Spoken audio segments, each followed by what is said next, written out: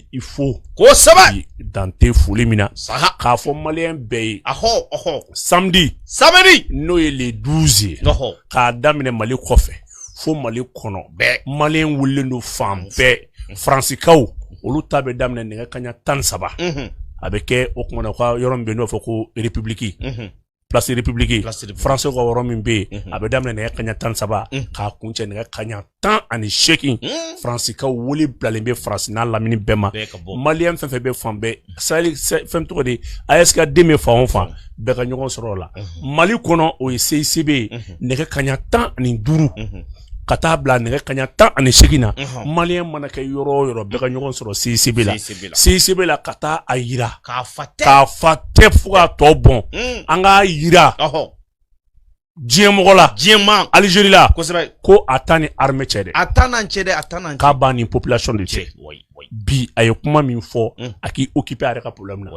droning bin ale ni maaw bolila fɛ dɛ maaw kɛra ta ani malien minnu bɛ jɛ la a k'a bila kunna ko Mali de y'olu kɛ fɛn bɛɛ ye n'u m'a ɲa Mali ye f'u y'a ɲa dugu wɛrɛ ye malien ko k'u bɛ bɔ ka Algérie k'a bila ka taa ni armée cɛ dɛ a ba ni malien de cɛ n'an bɔra o fana na tugun dɔgɔkun bɛ da o kan an bɛ Kidal car la bilalen don avion na bilalen don o kuma na malien fɛn fɛn bɛ se ka taa marche la Kidal o fana labilalen don bɛɛ ye na Ala sɔnna ma ni samedi marche bɔra la tɔgɔsɛnw bɛ kɛ yɔrɔ min na o b'o fɔ bɛɛ ye malien fɛn fɛn bɛ fɛ ka taa o la Kidal ka taa marche Kidal parce que an bɛ marche yɔrɔ la yɔrɔ min mankan yɛrɛ bɛ yɔrɔ min na fɛ an bɛ taa marche yen de ayi dɛ yɔrɔ mankan bɛ yɔrɔ min na o la an bɛ kan bɛ di ɲɔgɔn na ka taa o la dɛ mais kan bɛ jumɛn ni e yɛrɛ ye nin fɔ ka ban kuma na donc o kɔrɔ y'a dɔn ka fɔ i ta tɛ mais malien minnu bɛ yen bi malien tɛ yan o don malien minnu bɛ ka si yen bi malien tɛ yan sɔrɔsi minnu bɛ yen c'est l'occasion an ka taa yira ko nous sommes clairs avec eux mais e y'a yira sisan ka fɔ k'an ka bɔ kan kelen bɛɛ sɔrɔla ye ne bɛ siran marifa ci ne ma deli k'o mɛn o marifa ci tɛ siran ye koyi o an bɛ siran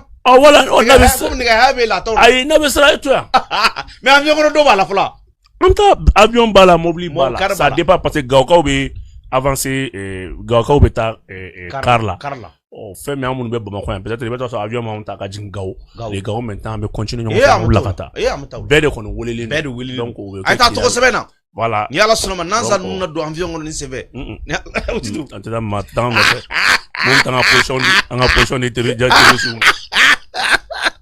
mun ni sɛbɛn a bɛ don avion kɔnɔ sa a bɛ don avion kɔnɔ mais ni ka taa position di ninnu ma mɛlɛkɛ ninnu bɛ don avion kɔnɔ bubu o ka kan fɔra ko malien olu ye ivoirien n'u ya a yɛrɛ b'a dɔn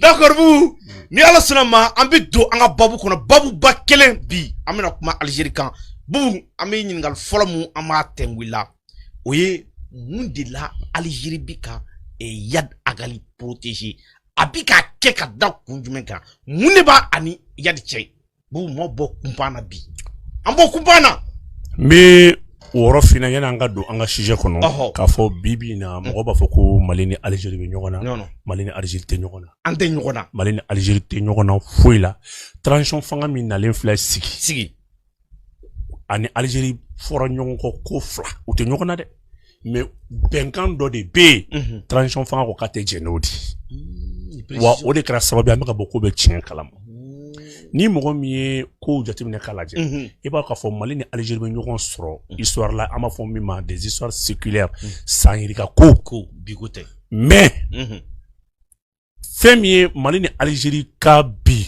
transition ni Algérie ka fɔ ɲɔgɔn kɔ Algérie ye fɛn min ɲini Mali fɛ Assimi tɛ ko k'a tɛ sɔn o de ma o de ye k'a fɔ Yad Agali o ka to yen ale ni fɛn min ye Imam Mamou Dicko min bɛ Algérie ni wagati kofɔlen in na kuma ɲɛbɛrɛbɛ mankan yɛrɛ ju bɛɛ ni mɔgɔ fila de ayi dɛ an ka imamu ba mankan ju bɛɛ ni mɔgɔ fila de wa Ala barika la ni Assimi kun sɔnna Algérie ka fɔta ma an filɛ ka bɔ tiɲɛ min kalama bi baara min filɛ ka kɛ n'an bɛna an da don a la officier minnu accusé Algérie donc Algérie yɛrɛ fanga bɔra ka tiɲɛ min banga Américains bɔra ka appui min di an kun tɛ ɲɛ sɔrɔ bi na problème yɔrɔ fila de la Yad Agali Imam Mamou Dicko depuis kumanjan accord bɔlen o ma kɛ problème accord bɔlen ye Algérie y'a ɲini transition fɛ k'a yira k'a fɔ bɛn ka sabati u ni o kuma na fɛn min Yad Agali ni ɲɔgɔn cɛ u ko Yad Agali ba ma kɛ kuma ma k'a fɔ ko an ni Yad bɛ sigi mais an bɛ kuma mun kan c'est kuma ye kuma kelen dɔrɔn de an bɛ kuma mun de kan n'i ye Yad Agali ta ka jateminɛ k'a lajɛ Yad Agali bɔra comme leader Touareg et chef de la guérilla Touareg. Ça s'est fait en 1990. En anano au Keledi, jusqu'à ce que Yad ere Bangra en 1958. A Bangra Dougoumina avait fait mon Bokassa. Au Bokassa, mon fleni, au Mali Coran Fabek, Kedal Marakono précisément. Yad ye Tezawatenka Dindi. Donc, Mabse Kafo a source d'Obe Algérie. Yad min flé bikana. Yad nana Wilani Okmana Kidalko Keledi Folo. Yana terroriste. Mangunta Domindo. C'est à partir de 1991. Ni Yadi Kele. Algérie on bira kuma min fɔ o ka taa histoire ta kala ci n'a sɔrɔ o bɛ ka Yadi min fɔ bi en 1991 ale Algérie ani Mali n'o ye o don IDPM de tun bɛ fanga la Musa Traoré o kuma na ale yɛrɛ ni Algérie ani Yadi tun bɛ ka UMAA de représenté n'o ye mouvement arabe d'Azawadi an ni Yadi de accord kɛ Yadi ka ta ka don Mali armée la Yadi est l'officier de l'armée malienne. Yadi est encore diplomate du Mali. Yadi 94, Yadi Koumbe Okmana, Femi Koulouba, présidentiel là. Il était chargé des affaires religieuses. On a aidé 2 ans à l'Algérie, Yadi est recruté. Yadi est membre de l'armée, Yadi est officier de l'armée malienne. Au Rwanda, Algérie et Bolofara Dobé.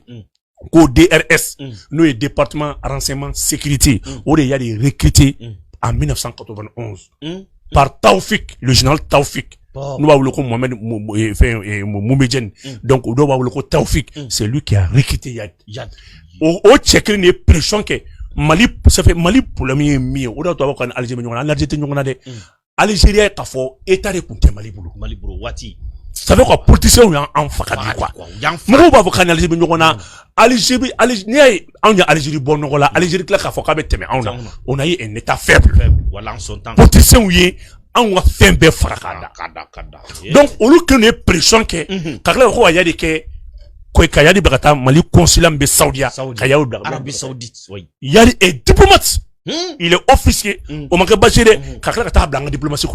Yadi ni Katarikou contacté Kendi ou ka war dama Yadi kana ban Azawadi kono mo ko Azawadi e yafuma ba sigore galundo Azawadi koro de ko bigami yoro ko fulundi do abi fudi mako Azawadi o ban mi me Yadi nanaye abi da abi war mne mo gola abi doroku latemi ani Algérie officiel be je be war ntla manga be tuer Yadi di maintenant anana do wakati mina kana do okmana et femier et kelere juma maoro wati kana do accord des insurgés o konna la ni mogomi hakili be ola insurgé 2006 bahanga ka wati ni okmana inyebolo ko caporali ça c'est un élément fabriqué par Yad bahanga kele bahanga côté bahanga men le jeune là donc en boro là on a accordé waga de la sang maintenant Malina ni ijo ajoro la après la sainteté de l'accord de Ouaga okmana Cheikh Moro Diarra ni mogomi hakili bala Cheikh Moro Diarra kalin ka premier ministre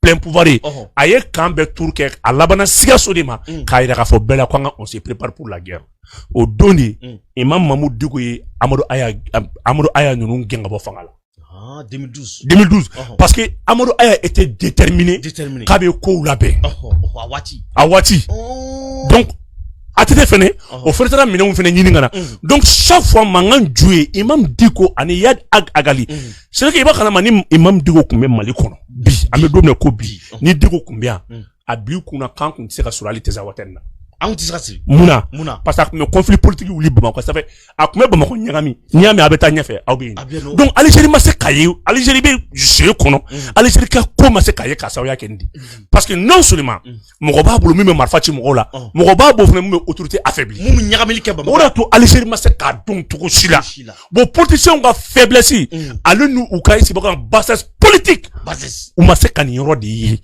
sans bisa ba Algérie toura leader là alors que malien do jouer que Algérie. Non, quelle analyse? Les gens n'ont pas vu. Quelle analyse? Faut me son kafoka ndeladje.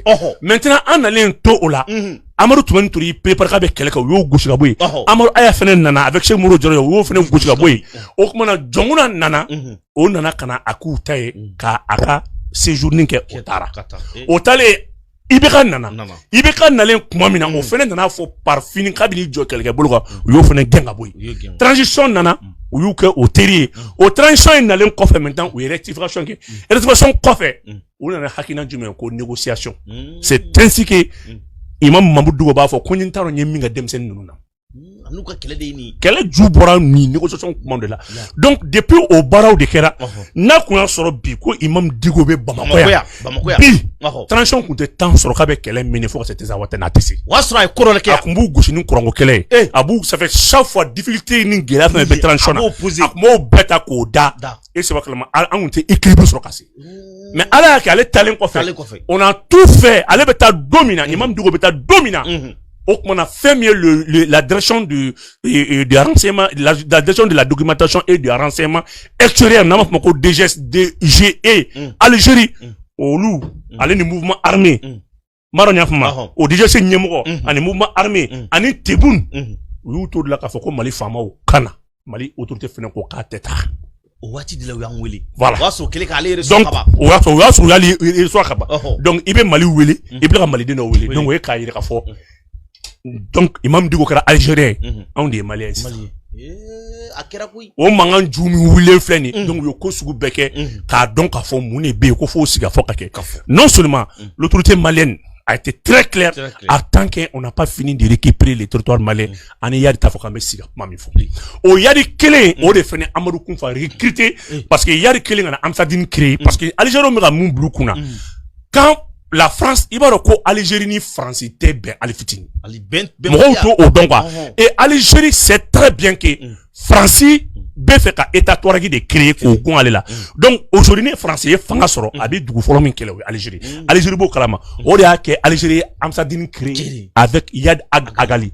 Mais amsadine me créé no ka créé kuma mina. Emela de créé wati mina. Ou be kidal tomoktu gaula bindomina Yad de me ka emela mogo à pied kana keleke mais l'Algérie a compris que ni est français ka branche di no e okmana algabas intala nuni okmana famille intala e français mogo gagné donc l'Algérie a pu infiltrer ce mouvement parce que avril et novembre 2012 Mali kumekla Mali be bi Mali kumekla donc l'Algérie a amsadine créé pour infiltrer les mouvement armé Touareg donc kayari blauchela ou ko na kube Mali klaliko bouda faut français ou ministre va faut ko les Touareg maintenant on fait ils ont pris le dessus sur l'armée malienne tegara faut faut refi bra kuma donc yad nana kana ansadine réclamer donc emela gain kana gawo kana isiki kidal pour jouer l'intérêt de l'Algérie donc au kele Ibrahim Kafo au wati de la ja yadi bika bara barake abika bara beke kidali abika bara beke fait Algérie donc anana do transition kan ni fanga kono ko quelqu'un non bika ça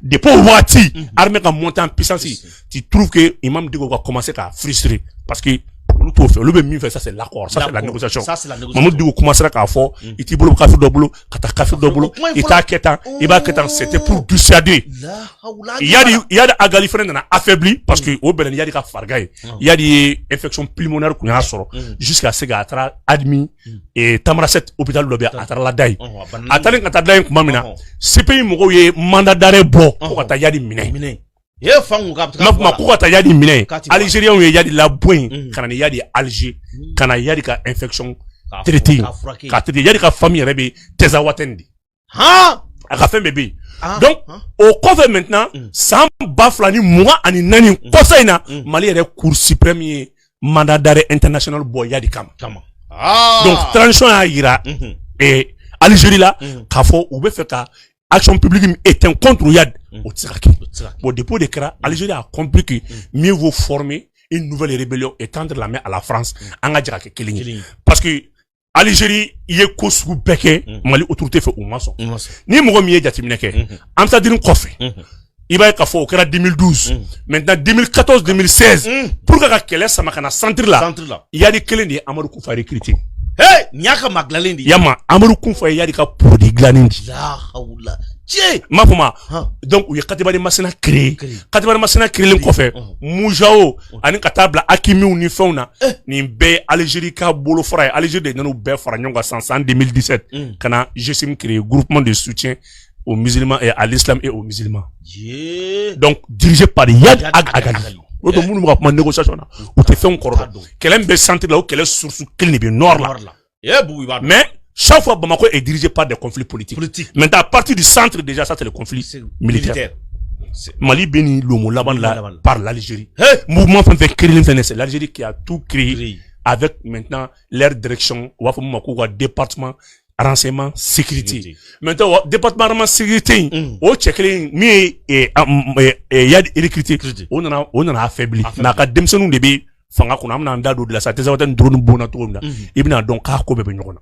Donc bi ame domne ko bi manga mi be transition ni Algérie ni nyonche o de yad alini Mamoudou Dicko ko bo siga bo parce que Algérie dit qu'à tout la blâme mochi parce que ou ye gela mi bu ni Mali tche a gela sorla Algérie de Nord fait donc Algérie ka sorasi munumbe na ma fuma ko DGS2E nous est direction de la documentation des renseignements et la sécurité extérieure bi olu de ni nous me baraka olu de ka élément do o fene conflit fene be Algérie c'est des renseignements ni Algérie armée fene nyonche mangamburu nyonche ambe domne ko bi mangamba de wulino parce que ou ka renseignement extérieur fene dama olu forlindo ça fanga nyimbo la ta armée la fanga bolle la donc bi pour situer le contexte du débat manga mimbe transition ni okmana Algérie ni nyonche o mangante accord ko yo foite mangan dué yad alini Mamoudou barsabla o nié yadi twimbi yadi bi bugu yadi ko malo ni a blague non parce que lui est mufako ko ka teza waten kanga na fa ambe douyen anga ise ko ke négociation bref anga ke négociation ibe yadi bla teza waten be kleka Algérie bi ka soro soudi yadi matu yadi be kidal attaquer parce que yadi kalkando gamunta le mara abo côté ko bentu mafma yadi kalkando gamunta le mara donc o gamu mumbembi no o de kra kidal gouverneur no sona ka to aka armée ko ka kele ka armée sangorota bibina o gamu bi o de be kidali kuna boy ya de kalkando ale fenete marake ka foko ale kata kidal ka faka be sigo fen kuna sinon il y a des bâtiments fouettés nous ko négociation attaquer Algérie de fait donc Algérie ni autorité malienne ka mangan juborani action fla de la ou beni fla de barakela wali sini ni ya des tués sinon il y a des biorom na copie. Et quelqu'un qui est né en 1958 sans biolum blani duru ntanyaro yadi betol yadi ne va pas plus vivre longtemps mo dombi bankete accord que Algérie là mais Algérie tele yadi mu biserde et fait beaucoup miserde mais en tant que insécurité be Mali kono Algérie dabe do Mali kumala parce que l'Algérie ne veut pas que Mali ko ka nyana boka so ale data là l'Algérie veut être maintenant le maître du Sahel donc ale tsiko so abara ne ni mo flainte yala gali ani Mamoudou Dicko en tant que olu mo flabé de façon politique et militaire Algérie da ska bo Mali kumala ko be ke état bébé affaibli abe soluma o mangan fladebe parce que ni yadi ni Algérie d'abord Mali kumala France be mouvement Touareg formé parce que Algérie n'est pas là n'allez d'abord comment là donc maintenant état Touareg est créé nous créera au bas l'Algérie déstabilisée donc toujours allez me rebeller moins de pression même si c'est to allez d'agato comment là ou d'ato ko suku be Mali fait ko Mali problème te beau dire côté qu'il est Mali problème ta 100% ko 90% ko solution mais Algérie de boulot et Allah ma djouba djoué nini mais bi comme le mouvement armé ou affaibli là donc la France veut aider l'Algérie ou ka terrorisme sangorota parce que terrorisme c'est un mouvement armé nyuma nglam parce que terrorisme fanga so comment identifier l'inté terrorisme c'est un élément ko mouvement armé oda to bi France ni Algérie clémé qui tegeri nyoma donc na so ka question flana mi ameta amba ka foko drone mun gon bena amba ka foko jeune do be no go gradi do kulu accusé do akola bi se ka wala di mo ko se ka don mais anya fo bey o ko ba tigi do soro la anya fo bey il faut mais malien mais abiu kuna au sein de l'Algérie aujourd'hui Algérie konna na mangan wili no kajo mangan wili no kajo ne a fo en communiquer min kera wala Algérie armée ka communiquer côté il faut pour Algérie armée l'état major algérien n'est pas au courant ko communiquer yere keto ma fama ko communiquer page ma certifié ma si be ibaro Mali kono tellement que malien dalente malien doté malien fait Mali fait maintenant yo comment minimiser mais bi enquête boranay américain bora ka fo Mali ka plainte ka ida ka fo ko Mali plainte na ko dalwa bolu re bolo mimba yira ka fo ko okmana femi Algérie ni terroristes ye contre laban signé kala mamé pour déstabiliser le Mali. Maintenant drone min bina ka kara togodi on a ni kuma ye officier demande to ba ambulé Algérie munu ni kuma te manu nonche ni de SEM to fo ni o nyemoga be o kuma na général Bolo no o général be wuli ka foko ale de to ka foko Ordi Feti Massoui c'est lui qui a fait partie de Mamoud Diko en Algérie. Il est le directeur des renseignements extérieurs. Il est le directeur de la documentation des renseignements de la sécurité extérieure d'Algérie. Maintenant, Mali gouvernement sont à Talimina. Allez Tarani Imam Dikoye. Allez tchekler ne venez Klemeka Okmana Yadi protégé Amedom Kobi Algérie. La nuit du 31, aka élément de me posula. O y'a sɔrɔ Yad Agali ale ni mɔgɔ caman Amadu kun bu bɛɛ b'a la u kun bɛ réunion na u kanbɛnnen don Tezawaten Mali. Maintenant Tezawaten Mali Tezawaten Algérie. Maintenant au 31 nuit su kelen u y'u la pousser ka na n'u ye parce que terroristes kun bɛ fɛ ka attaque dɔ kɛ mais ni attaque kun kɛra Yad de kun kan ka bɔ ka attaque in revendiquer. Maintenant ne nin kɛra mun de bɛ fɔ sa fɔ terroristes bɛ ka fanga sɔrɔ Mali armée ka. Maintenant au terrorisme Mounouna la nuit du 29 du 30 plutôt Mali drone frappe que ni mogo mi communiquer nous jatimine drone ba fo kale terrorisme gauche avec succès au wati clé à la mamé Mali abe foto ko Mali drone bina non ni che mafuma donc allez Mali drone be terrorisme Mounouna Mali drone bolu éliminer rom na droite drone est taligo folo mi ke drone la ka segin kuma mina kabina le drone a repéré Yad Agagali donc yadi identifié les yadi fene semesi ti ka fo allez repérer là mais allez tsika segin tun ka be do Tezawaten Algérie ko donc ay John Wele ay le général le général Ordi Feti Massoui ayo de Wele ka nyefo yi ka fo bof je viens d'être identifié. Je parle pas le drone malien. Maintenant allez fene John Wele allez fene le commandant de la 6e région militaire no général Remdania aleni général Were nous le Mohamed Remdania. Mohamed Remdania c'est lui qui est le commandant en chef de la 6e région militaire. Maintenant on y connaît Mimbe on lui a lajé système de défense mga suru ou là rapidement ou kana to parce que ni yari sara dron oui Algérie d'avolé au bella Algérie n'aura plus de moins de pression donc alors que follow là anye ou comme mo shegin faka terroristes nyamgo bashi donc au dimi be jusqu'à ce que l'Algérie assemblée a dit autorité interpellée là bon au point clé na ni fenen kadron abli kuna c'est fini la France va prendre le dessus parce que France le mouvement abli kuna mouvement armé on a composé kanya al na sur accord ni fin rebeke France de benya sur parce que anga produit yadi au quel moment aller les fenen commandement dit ordre dit ni général Kofolema no Remdania Mohamed Remdania avec un autre colonel nto togodo maintenant au lieu de drone gouchi parce que drone Algérie communiqué là et ma ba fo ko drone tara ko aklakana ko drone tara tout ko drone a retour était dans une posture offensive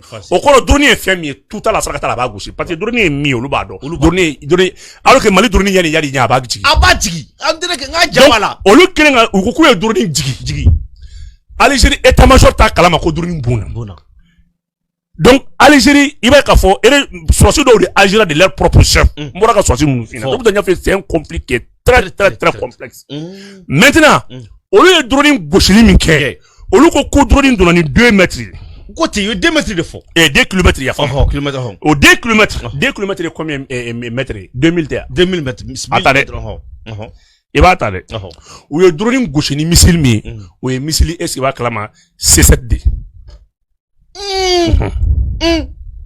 le drone gauche ni manse C7D maintenant manse nga porter manse manatula tugo manse tise ka oui ka 2 km franchi 17 secondes qu'on a là au te tien ça c'est le neutralisant pour m'appelle te tien Ameta Kasingana a Bliukuna ko il y a une autre force étrangère sur le territoire algérien à l'insu du gouvernement algérien nous ni système de défense au rabu boulot no drone gauche au kono yo galon tienne là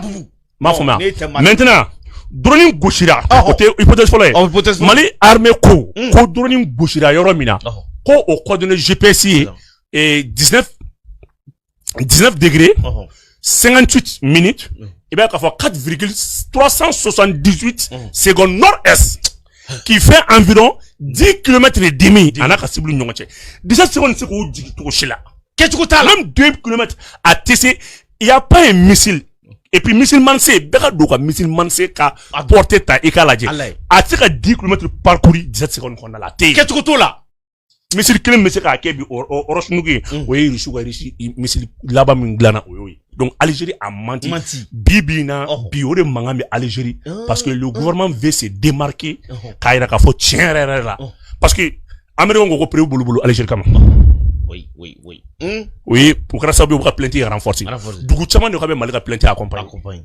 Algérie vient d'avoir peur ni nin ko fɔsɔn kɛra a bɛna mun de d'ale kan Algérie vient de perdre le poste du conseil et le conseil permanent le conseil de paix en Union africaine na conseil min kun bɛ yen u dungo o kana dire éliminaire voilà conseil de sécurité non conseil permanent de sécurité ou bien quoi je sais pas a bɛ conseil Union africaine l'Union africaine même a dit à l'Algérie k'a tɛ se ka poste in sɔrɔ parce que Algérie ka a ka poste in ma ɲi an bɛ nin wagati min na Algérie ni terroristes rapport bɛɛ y'a jira k'a ni terroristes bɛ ɲɔgɔn et allez Europe kelen yɛrɛ France yɛrɛ ye min fɔ Algérie ma n bɛ fɛ technicien b'a kala même pas 4 mois la France a dénoncé que Algérie terroristes bɛ et il y a format bala terror et Algérie islamiste ou Algérie kɔnɔna la jusqu'à ce que Algérie yɛrɛ ye France accusé ko France bɛ islamiste minnu bɛ ko France bɛ ka wari dɔ ma ko Algérie yɛrɛ attaqué bɛɛ k'a lamɛn.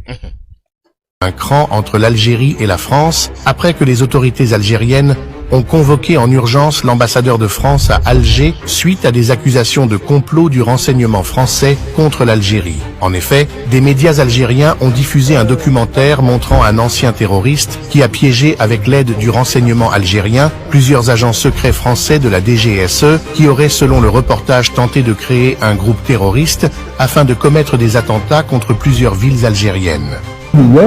حبوا يبعثوني اكزاكتومون لالجير سونتر الاحياء الشعبيه تاع الجير سونتر هنايا كانوا يحوسوا على معلومات كيف على الاشخاص المتطرفين قلت لي بغينا نكريو ان جروب الان في الجزائر والمجموعه اللي تكون في ليبيا هي اللي تدخل لكم السلاح والذخيره والمتفجرات كيف انتم شغل تاعكم هنا في الجي كي يجيبوا لكم الامانات هذو ومن بعد حنايا نعطوكم نتايا مخطط ولا تعليمات ولا كيفاش حبوا يسموها واش لازم نديروا واش ما لازمش نديروا ولي بوين لازم تضربوا وين لازم تضربوا كلش وباسم الارهاب يعني.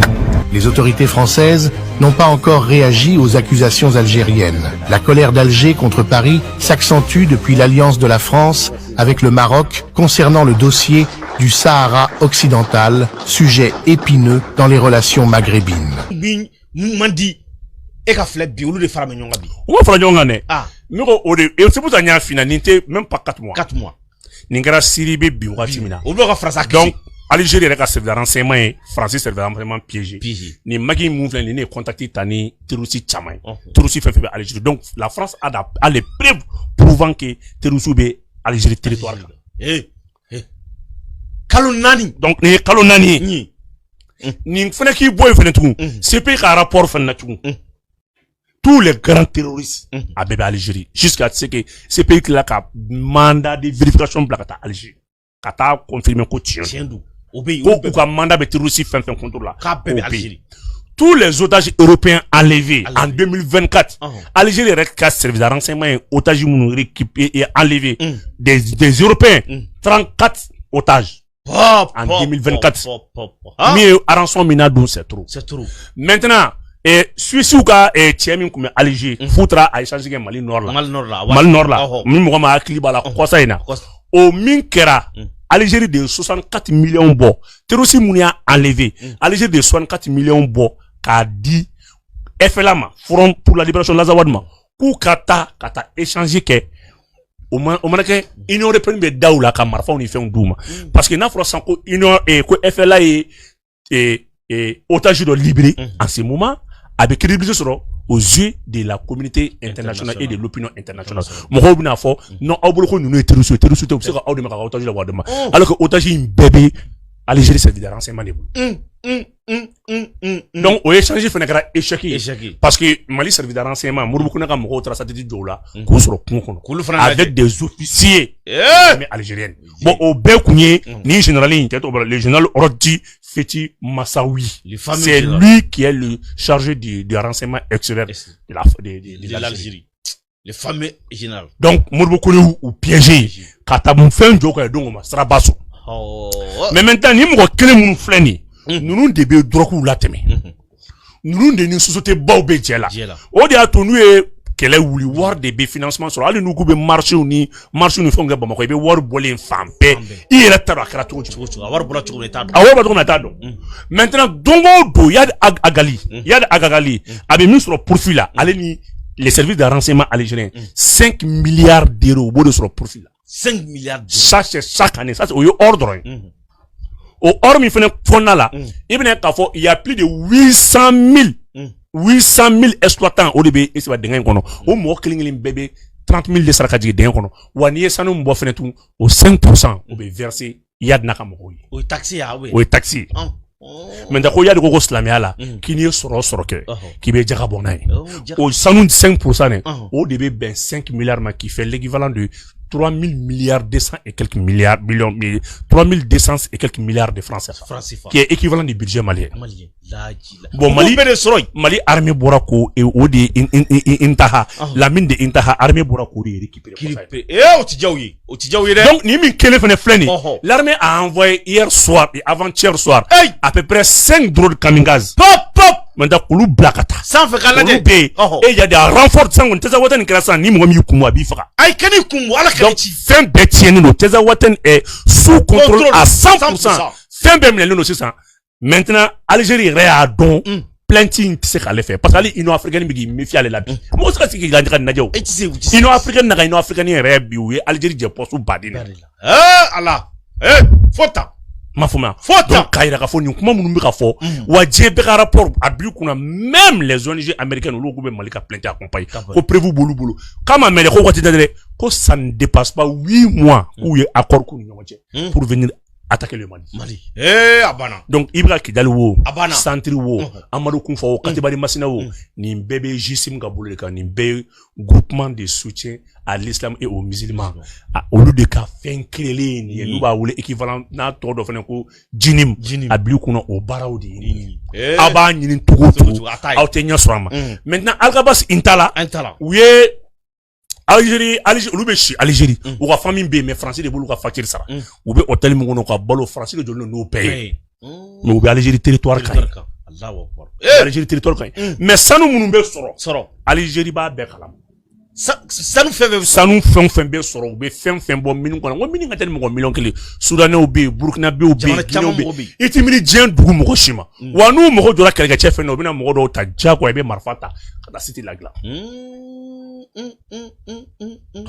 san an bɛ yɔrɔ min na ko bi jamana k'a to pininpanan kɔnɔ Algérie ka avantage da de b'a la ne mana mɔgɔ dɔw ye ko Algérie puissance u b'o puissance ta k'o fɔ i b'a ye k'a fɔ FLN kun tɛ se k'i jɔ Faransi ɲɛ ma Algérie FLN 100 kun tɛ se k'i jɔ Faransi ɲɛ ma Algérie kɛlɛla mais 1954 jusqu'à 1962 Algérie bɛ kɛlɛla ni Algérie kun ko Faransi puissance ka kun tɛ ka kan a tun bɛ diya Modibo Keita welela fo Champs-Élysées la k'a fa ye kala sigi Modibo Keita aw nana en 58 après la conférence de Bandouy aw ko way ko aw be fɛ aw ka indépendance nɔfɛ n ye Sékou Touré ta d'a ma n y'aw tɔw ta d'a ma 1960 Algérie to n bolo n ka annexe de don n tɛ se ka Algérie labila sisan parce que n bɛ fɛ ka baara caman kɛ ni Algérie Modibo a tout fait pour aider l'Algérie ka Algérie bɔ nin gɛlɛya kɔnɔ donc o kuma na o don Faransi kun tɛ puissance ya Faransi ye min faga Algérie na i se a bɛ se ka fara Mali na mais o n'a ta Faransi Algérie ma ka indépendance sɔrɔ mais min sara Algérie na fɛn fɛn 2 millions 4 millions a b'a bɔ mais nous kun y'u miro madun donc minnu bɛ ka fɔ ko Algérie puissance u ka taa Algérie puissance militaire an ye puissance révolutionnaire de parce parce que an y'an jɔ hali OTAN ɲɛ ka sɔrɔ France sɔrɔsiw gɛn ka ka bɔ yan diɲɛ bɛɛ gɛn ka bɔ ka yan diɲɛ bɛɛ gɛn ka an bɔ y'a yan gɛn an ma o siran an ye fadenjugu minnu b'a la k'o kuma fɔ fadenjugu a fɔ dɛ o badenjugu minnu b'a la k'o kuma fɔ u ka t'u da u ka taa histoire lajɛ u t'a layɛ dɛ u bɛ nin fɔ n'u dabara ye ko hali u ti siran voilà Algérie puissance militaire militaire parce que dɛ. ala ye den dɔw dan lafiya de kama olu t'a dɔn k'a fɔ ko dɔw de ye kɛlɛ kɛ bi an k'an sigi an ka kuma micro la dɔw de ye kɛlɛ kɛ an ka fɔ bi k'an bɛ indépendance o kuma fɔ minnu bɛ indépendance ta don min na k'u kɔ da France kɔkɔ la n'u kun ko k'u b'a dɔn k'a fɔ France puissance u kun t'a kɛ dɔw de la jɔra k'u faga donc mɔgɔ min b'i jɔ ko Algérie puissance o k'a dɔn k'a fɔ Algérie bɛ min tiɲɛ Mali kun a ka taa ni Mali budget sigiyɔrɔma 3 ye mais mun don politiciens de y'an lase ils ont très mal géré le pays Algérie n'a jamais souhaité ça mais Algérie a compris que elle est face à un état faible. Algérie a préféré. Sans le Mali dispose environ 5 grands bassins. 5 grands bassins. Nara. Moko compter. Nara. Gao. Et Yafoume Bala et Taoudeni. Kidal. Bon, il y avait le bassin de Nara. Tellement que le Mali a un bon rapport avec Algérie. Le bassin de Nara, Algérie de Tola, Algérie a sauté mieux que son attraque. Algérie là qu'au contrat tatou, quoi, là qu'à eni en Sipexi, ça c'est les sociétés italiennes, qu'à tout le non fait cana. Mali m'a dit qu'à tout le non fait tellement que état tamboulot, Algérie sauté les traques italiens on a fait tout là qu'à war soro, qu'à au bassin, qu'à exploration. Au bassin fait quoi fait tout 4 blocs, on a 29 blocs de pétrole. Au 29 blocs de pétrole là, à plus qu'on bloc 29. Malien Beretta Ngalé, quoi, Algérie Joli sera Mali. Chaque fin du mois, bloc 29 entretien. Bloc 29 de Tezawaten.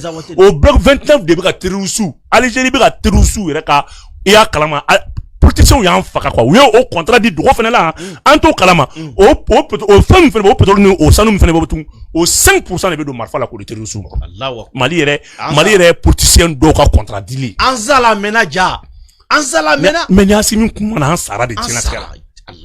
Donc, Algérie a compris que aider les terroristes, au cas où ça, il faut qu'il y ait Mali Benyon demain. Au bloc 29 drone, le Mali a fait 15 ans à te bloc 29 euros. Atarabidien fa. Le clos secret de nous. Bon, à la transition, au fin Yerabi. Au bloc 29, entre Inafrak et Tezawaten. À Berdona, ça nous fait donc Algérie ne perd plus, Algérie ne gagne plus dans la guerre.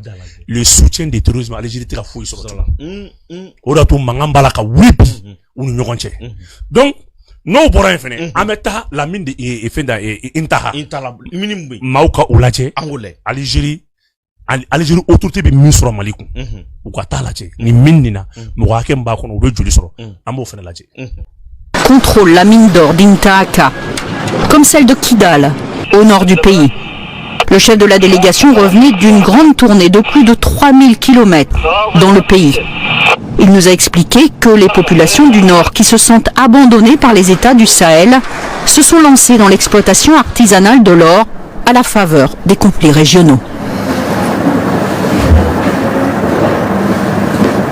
Les États, les fonds monétaires internationaux, la Banque mondiale, je sais pas, l'OADA, la CEDEAO, l'UEMOA, pour les populations, ça ne parle pas. Ils ont vécu les règles de jeu, les États reconnus, des impôts, des budgets nationaux chaque année votés, des lois de finances votées, mais ils n'ont pas vu l'impact des dividendes. Quand vous posez la question à un orpailleur local, il se débrouille à dévier tous les dangers possibles. Et qu'à la fin, il parvient à sortir un demi-kilo d'or et que vous avez un Ukrainien, ou je sais pas, c'est un exemple que je donne, ou bien un Sahélien ou un Américain qui vient, qui devient djihadiste ou juif, ou de Hezbollah, ou de Fatah, ou de, je sais pas, de ce que vous voulez, du Kremlin, s'il apporte de la liquidité pour le payer en CFA, il y va. C'est comme ça qu'il voit les choses, hein. Pas chercher pas loin.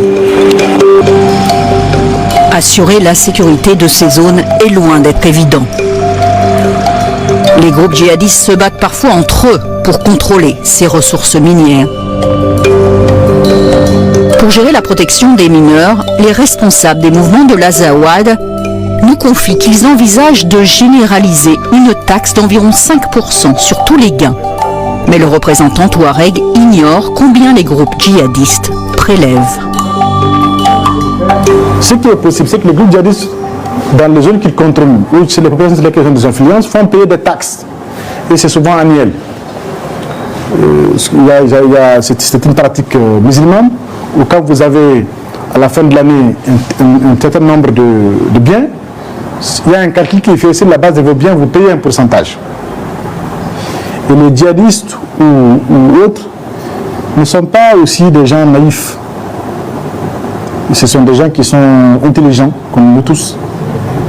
Peut-être que chacun ne peut avoir un jugement sur pourquoi ils font tout ça, mais ils analysent aussi le contexte politique, les besoins économiques des populations. Et ils s'adaptent, même dans la façon d'être contraignants ou d'imposer des règles. Ils sont de temps en temps mesurés, parce que derrière tout ça, il y a l'économie. Dans tout ça, il y a des dividendes. Pas pour tous, forcément, mais c'est des logiques de plus en plus développées. Au Mali, mais aussi au Niger ou au Burkina Faso, des groupes armés s'emparent et tirent profit depuis 2016 des sites d'orpaillage dans des zones où l'État est faible ou absent. Selon l'OCDE, plus de 5 milliards d'euros sortiraient tous les ans de ces trois pays sous forme de lingots d'or. Une hémorragie et un manque à gagner important pour les États producteurs. C'est aussi un facteur d'insécurité pour les populations. Il suffit de regarder cette carte du Burkina Faso. En noir, les sites aurifères artisanaux, en rouge, l'installation progressive des groupes djihadistes ces 3 dernières années. La corrélation est évidente. Le commerce de l'or est pratiqué tant pour l'enrichissement des combattants que pour le financement des groupes armés. L'exploitation anarchique des ressources du sous-sol s'est étendue à toute la région car les frontières sont poreuses. Des milliers de pistes permettent de passer d'un pays à l'autre. Beaucoup de trafiquants circulent à moto sans jamais être inquiétés.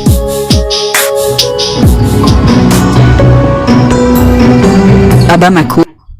Voilà, bon, on est prévu de ça. Il n'y a pas banné. Il y a banné, il y a banné de ça. Voilà. Donc, c'est pour confirmer ça. Il y en a un ASI créé, tout le souffle de ASI créé. Où le fraude est? Mais à ma pourcent, où les mouvements armés des 3 pays, des 3 États de Sahel, qui gagnent environ 5 milliards environ. Donc, Tourousou, soutenu par l'Algérie. Bon, il bel et bien parce que où l'État est faible. Au lieu de Tourousou, il dougou, attaquer ta soixante ma dougou. Maintenant, on vient dougou, gain kaoula bouin, nous à la bouin, il faut ça nous bolam. Nous à bon, on est 5% bien tout. À Biou Kunanko, Algérie, État de claque, renseignement, ça veut dire que État c'est trop dit. Ou ka DHDE et DHDSE o de be claque on ata marfa ne ka fene commande kuye ka claque na marfa duma ni Mali nord d'État. Allah 800 000 exploitants mi be Mali yɛrɛ ka contrôle échappé ka politicien to buten ka politicien kumbe Bamako ou be défler ni élection kuma la Mali fano be ka 5 milliards bo sangono cheni ka ko dai mais asa kala kaliw ko ka claque jamana dulu ka claque jamana duma tu bo nous ne ba fo tout mo ko élection trois qui m'a fait Moussa a failli a mon effort a interview là a koko olu mo te banque mondiale mo te fofo ni min nunu bolubo ni bubo mo te fo bon ni Mali tourata accord ko la a me 100 keme flaka be mu tienni donc malin munu ba ta impôt taxi ça le be sen a me impôt taxi ça politicien do meta kala na ko fait ils sont en l'abri Mali clanté tigalendo au tout toro au tout toro avec ko wa ko français armée ko wa ko on va bagner anga siga foki bon mo ko siga foki contre